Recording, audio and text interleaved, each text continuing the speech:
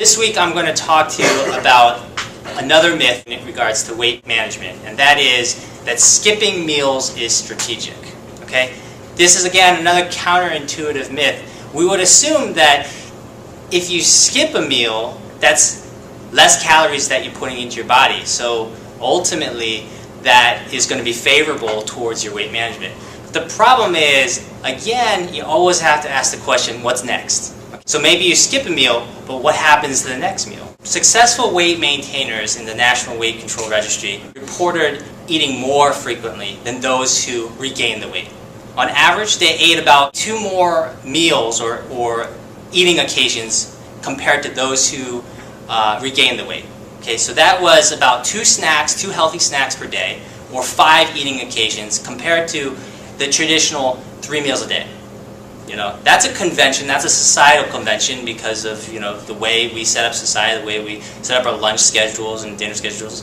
But that's not physiologically how we are set up as human beings. If you look at hormones that dictate hunger, we talk about insulin levels. Those hormones are on an every 3-hour schedule. So we're bound to get hungry every 3 to 4 hours. And if we choose to skip, rather than to proactively schedule eating, the next time we eat, we're going to probably be more prone to eat fattening foods and much more of it. Breakfast is the most important meal of the day, just like Mom always said. It's important for many reasons. In fact, in the National Weight Control Registry, 80% of successful weight maintainers reported eating breakfast on a daily basis. Okay, so just the mere habit of making sure you don't skip that first meal and you eat that breakfast every day, that is a really important, reproducible, easy to do habit that can help with weight maintenance. Now, why is breakfast every day so important? The first reason is because it sets the tone for the day and for weight management over the course of the day. Specifically, we want to eat a healthy breakfast. A healthy breakfast in the terms of what helps you to maintain weight. So although non-traditional, dinner for breakfast is a fantastic weight maintenance breakfast. Okay? What you don't want to do is eat the traditional American breakfast, which is carb heavy. A glass of orange juice, cereal, toast.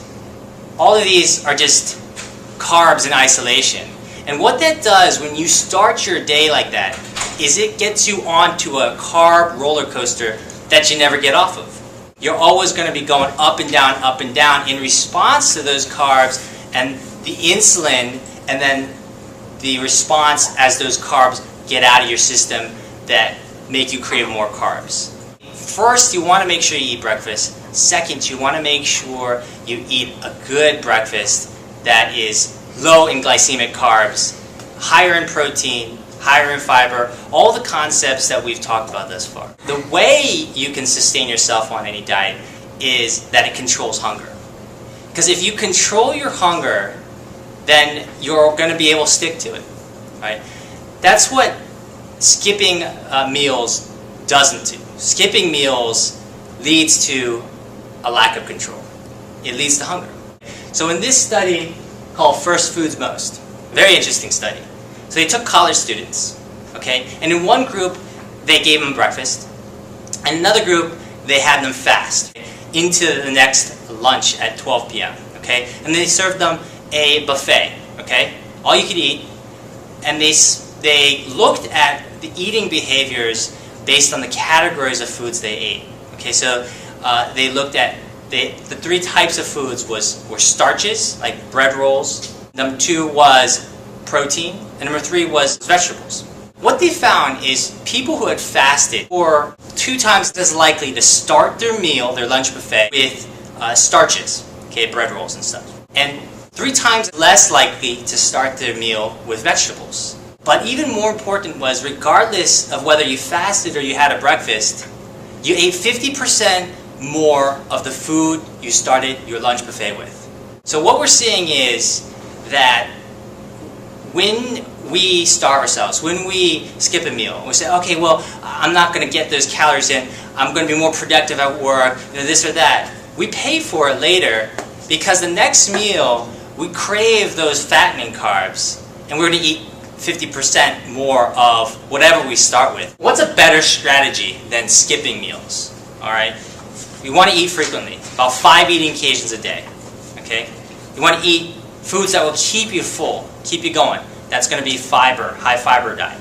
Okay, you want to eat foods that are going to lower your glycemic index. So you always want to pair, if at all possible, pair your meals with protein. Lower that glycemic index of the meals you eat. Strategy-wise, you want to make sure you think about the types of foods that are least prone to make you gain weight and eat those first. Okay, so first it's going to be vegetables. Second, it's going to be lean protein. If you filled yourself with that, you're going to have less room left over for all the fattening stuff. So instead of skipping our meals, starving ourselves, and then just making ourselves prone to eat starchy carbs, let's be proactive about it, and let's flip it on its head and say, hey, first food, I'm going to eat vegetables as my first food, and I'm going to eat that most. Thanks for tuning in to Weight Loss Myths with Dr. Crisco. To learn more about weight loss myths, check out my website, mythicalweightloss.com. And to learn how you can effectively lose weight and keep the weight off, check out my book, The Ping Pong Diet.